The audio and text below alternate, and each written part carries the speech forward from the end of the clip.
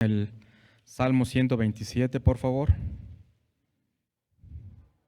Y vamos a leer la palabra del Señor.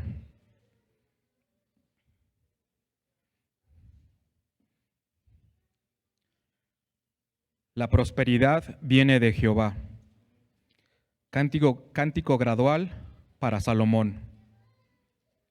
Si Jehová no edificare la casa, en vano trabajan los que la edifican. Si Jehová no guardare la ciudad, en vano vela la guardia. Por demás es que os levantéis de madrugada y vayáis tarde a reposar. Que comáis pan de dolores, pues que su amado dará Dios el sueño. He aquí, herencia de Jehová son los hijos, cosa de estima el fruto del vientre. Como saeta en mano del valiente, así son los hijos habidos en la juventud. Bienaventurado el hombre que llenó su aljaba de ellos, no será avergonzado cuando hablare con los enemigos en la puerta.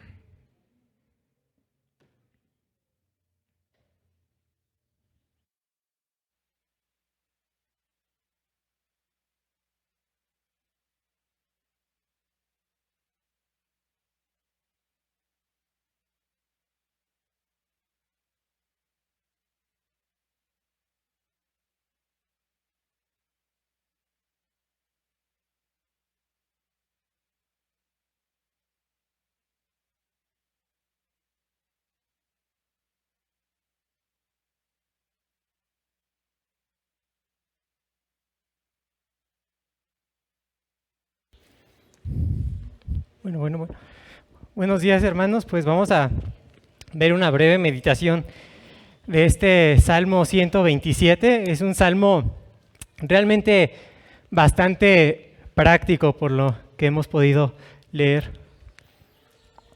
Aunque en las breves meditaciones obviamente tratamos de no extendernos demasiado. No me gustaría pasar por alto un asunto que a veces no nos damos cuenta al leer este salmo, un tema. Y me refiero a que dice ahí en el título, Cántico gradual para Salomón. Es para Salomón, o algunas traducciones dicen de Salomón, ahí puede haber una variación, pero el asunto es que está relacionado con Salomón, quien fue el rey de Israel. Y cuando lo leemos pensando en Salomón, nos damos cuenta que esa casa de la que está pensando, que está siendo edificada, no es solamente nuestros hogares, no es solamente nuestras casas. Si es Salomón, él está viendo una casa en especial, la casa de Dios que a él se le encomendó edificar, el templo. Cuando pensamos en la ciudad, es la ciudad de Jerusalén, la ciudad sobre la cual él tiene que velar, tiene que reinar. Además, cuando pensamos en el rey Salomón, vemos también la importancia que tienen los hijos. Para un rey era muy importante tener hijos, obviamente para perpetuar su dinastía, para preservar el reino. Y para un rey, obviamente, entonces, realmente era una herencia de Jehová el tener hijos. Y solo se los dejo, por decirlo así, de tarea, pero pudieran comparar este salmo, el Salmo 127, con Segunda de Samuel 7, donde Dios hace un pacto con David, donde tenemos el tema del reinado, el tema del templo y el tema de una dinastía que Dios le promete al rey David y que fue continuada por Salomón. Bueno, hermanos, eso no lo quería pasar por alto, pero ahora vamos a meditar en algo un poco más práctico, porque este salmo nos muestra el cuidado providencial que Dios tiene en la vida de todos aquellos a los que Él ama, el cuidado providencial de Dios en nuestras vidas. Y por su parte, nuestra completa dependencia que tenemos en Él. Y solo a manera de aclaración, este salmo definitivamente no nos llama ni a ser perezosos, ni a ser negligentes en nuestras labores y vocaciones. El libro de Proverbios, el libro de Eclesiastés, que también fueron escritos por Salomón, como lo fue este salmo. En esos libros vemos cómo se nos llama a ser diligentes, a esforzarnos en nuestro trabajo, sean hombres o mujeres, a tener el cuidado y la planeación de vida en las cosas que hagamos. Así que no nos llama a ser pasivos o inactivos, pero más bien nos lleva a que en todo ese esfuerzo que nosotros ponemos en nuestras actividades cotidianas, en nuestras diversas tareas y ocupaciones, que todos esos esfuerzos siempre los pongamos en manos de Dios, que siempre recordemos que dependemos enteramente de Él, ya sea que edifiquemos una casa o formemos un hogar, ya sea que estemos desempeñando nuestros trabajos o emprendamos un proyecto o realicemos nuestros estudios o realicemos algún ministerio en la iglesia, o como este salmo también nos dice, ya sea que cuidemos y protejamos con prudencia todo lo que hemos recibido de Dios.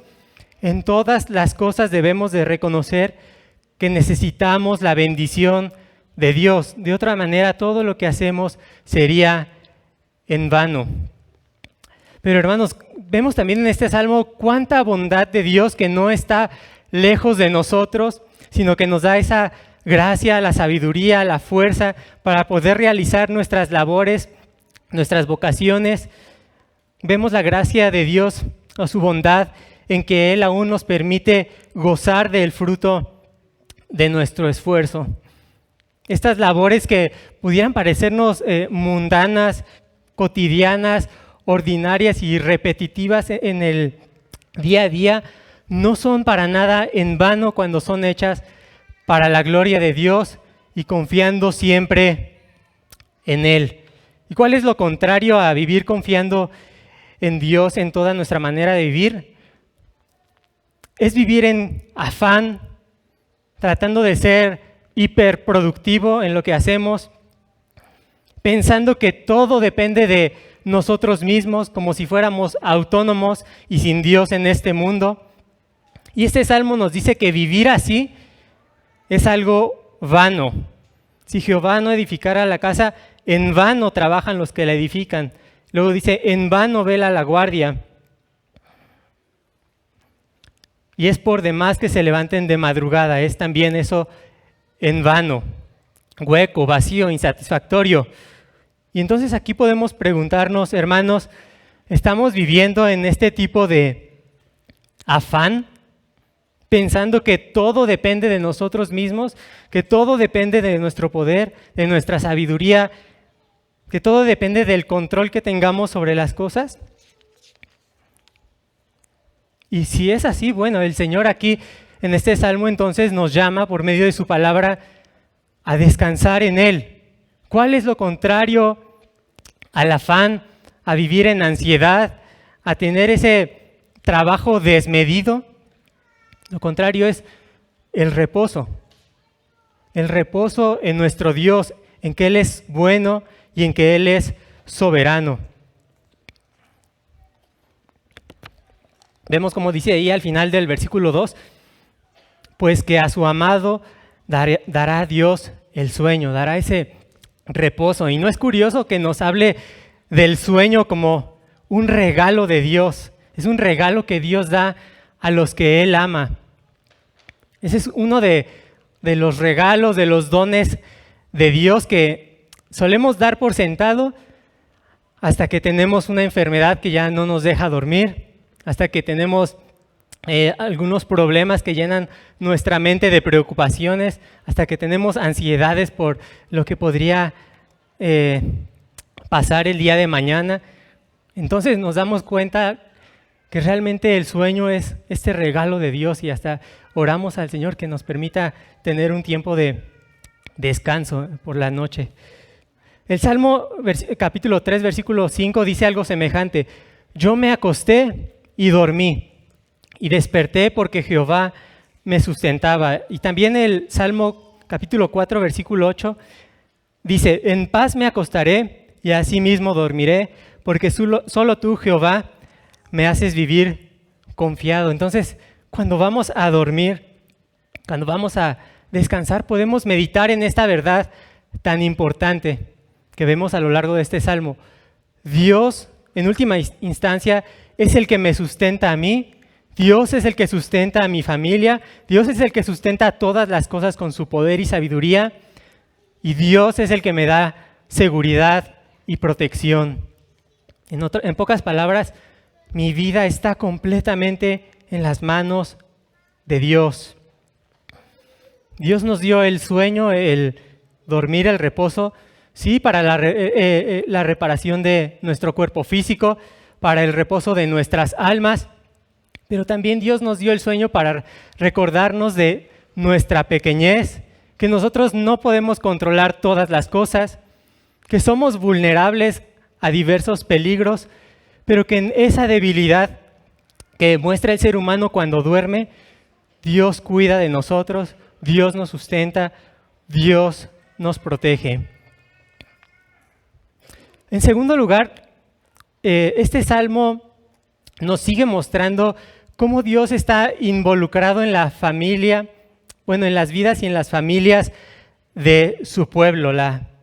Los versículos 3 al 5 nos muestran este involucramiento de Dios en las familias. Y esto nos lleva a tener, hermanos, una alta estima de esta institución que Dios ha dado al ser humano. Porque debemos de reconocer que la sociedad actual no tiene en alta estima a la familia, no tiene en alta estima a los hijos. Muchos los consideran a los hijos una carga, un estorbo para el cumplimiento de metas personales, algo que debería de evitarse o limitarse lo más posible. Pero la Biblia y particularmente este salmo nos da una visión correcta de la familia y de los hijos. Dios fue el que instituyó la familia en el principio y bendijo al hombre y a la mujer para que fructificaran, para que se multiplicaran. Y así que este salmo nos dice que los hijos son una bendición de parte de Dios. Nos dice que son como una herencia, son como algo de gran estima o de gran valor, algo por lo que los padres deberían apreciar, agradecer, esperar en Dios. Son el fruto del vientre, es decir, muestran ese cumplimiento de la bendición que Dios dio a Adán y a Eva en el principio de que se multiplicaran y que fructificaran. Además, el Salmo asemeja a los hijos a saetas, que también podríamos pensar que son flechas. Y dice que aquel que llena de flechas su aljaba, es decir, esa cajita o esa bolsa que llevan en la espalda los arqueros, donde guardaban las flechas, aquel que llena su aljaba de flechas o de hijos es alguien bienaventurado. Esa palabra constante que vemos en la Biblia y también desde el Salmo 1, alguien bienaventurado, alguien que ha recibido el favor especial de Dios. Nos habla de esa bendición de la cual goza un hombre que goza de la gracia inmerecida de Dios en su vida. Así que alguien que llena su aljaba de flechas, alguien que ha recibido la bendición de tener hijos, es bienaventurado. Y ahora, solo como aclaración aquí, el punto de este salmo no es establecer el número de hijos que los cristianos deberían de tener. Ese no es el asunto aquí, porque sabemos que eso, número uno, depende de la soberanía de Dios y número dos, depende de otras circunstancias particulares que cada familia debe evaluar conforme a los propósitos conforme a los principios de la palabra y la prudencia cristiana. Así que no es el punto decir que hay que tener 15 hijos. El punto del Salmo es que por un lado valoremos realmente a los hijos como un regalo de Dios, que tengamos esa visión. Y no solamente que los veamos como esa bendición, ese regalo de Dios, sino que junto con ello veamos la responsabilidad que tenemos de instruirlos en los caminos de Dios. Porque el Salmo dice que son una herencia, pero como una herencia que se recibe hay que cuidarla, hay que desarrollarla. En el caso de los hijos, instruir, como dice Efesios, en la disciplina y amonestación del Señor. Nuevamente, sí, como dice el Salmo, son como saetas, son como flechas, pero si pensamos en esas flechas, a veces tal vez la punta viene más chata, no viene tan afilada, y la vara de la flecha tal vez está algo torcida y vienen a veces con muchas espinas, a veces venimos con más o menos espinas, los hijos. Pero entonces es la labor de los padres el pulir esas flechas, el limpiarlas, el sacarles filo para que puedan cumplir los propósitos para los cuales el Señor los ha dado. Así que este salmo nos muestra este valor que tienen los hijos y nos recuerda de que esa labor, ese duro esfuerzo que es el criar a los hijos, no es algo en vano cuando dependemos de Dios. Tendrá su fruto a su tiempo para el bien de la propia familia. Como dice ahí el Salmo, bienaventurado el hombre que llenó su aljaba de ellos, no será avergonzado. Será para el bien de su propia familia y sobre todo será para la gloria de Dios. Así que si Dios está involucrado en todas las cosas, en los asuntos de las familias, de sus hijos, podemos también tener la confianza de que Él escuchará las oraciones de los padres, de las madres, sobre respecto a la instrucción de sus hijos y sobre todo respecto a la salvación de ellos, a que ellos conozcan personalmente a Cristo como Salvador. Tal vez esas oraciones no siempre son contestadas tan rápido como quisiéramos, pero el Señor es poderoso y soberano y tiene todo el poder y la gracia para salvar a nuestros hijos. Así que, hermanos, que este salmo nos anime a esforzarnos en nuestras labores, en nuestras ocupaciones cotidianas, en nuestras familias, en que hagamos en nuestros ministerios, pero que en todas estas cosas que hacemos día con día, siempre descansemos, reposemos y confiemos en nuestro Dios, en que es Él el que trae la bendición, es Dios el que trae fruto en nuestras vidas. Y finalmente, hermanos, ¿cómo esto nos dirige a Cristo? ¿Cómo nos hace meditar en Cristo? Bueno, hermanos, si hay una casa en este mundo que Dios está decidido, empeñado en edificar y terminar de construir, es su propia casa, es su templo, es su iglesia. Él está decidido a edificarla. No es por el poder humano que la iglesia de Cristo va a crecer en este mundo, va a prevalecer en medio de la maldad que va en aumento.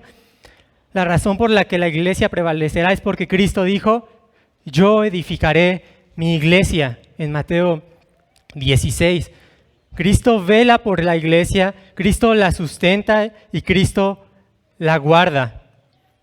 Y al final Cristo va a terminar de reunir a su pueblo, va a terminar esa ciudad celestial, como lo vemos por ejemplo en Apocalipsis 21, 23, que dice, desde el 22, 21, 22, y no vi en ella templo, porque el Señor Dios Todopoderoso es el templo de ella y el Cordero. Vemos ahí el cumplimiento final de esa casa, de ese templo de Dios. Y luego vemos la ciudad. La ciudad no tiene necesidad de sol ni de luna que brillen en ella, porque la gloria de Dios la ilumina y el Cordero es su lumbrera.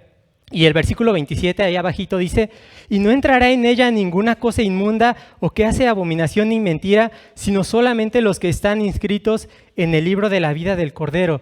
Ese cuidado vigilante de Dios va a llegar a su cumplimiento cuando finalmente ningún enemigo de Dios pueda entrar a la ciudad celestial. Y además, hermanos, al final Cristo será el hombre más bienaventurado del cual nos habla este salmo. Cuando Cristo haya reunido a todos sus hijos, a todas sus hijas de todo el mundo, Y delante de todo el universo, delante de sus enemigos, de las huestes celestiales, delante de todo su pueblo, Cristo pueda decir: he aquí yo y los hijos que Dios me dio, como lo vemos en Hebreos 2:13. Así que, hermanos, confiemos siempre en nuestro Dios, en que Él edificará, en que Él nos sustentará en toda nuestra vida, y particularmente que Él edificará su iglesia hasta el final. Así que pongámonos de pie para continuar alabando al Señor.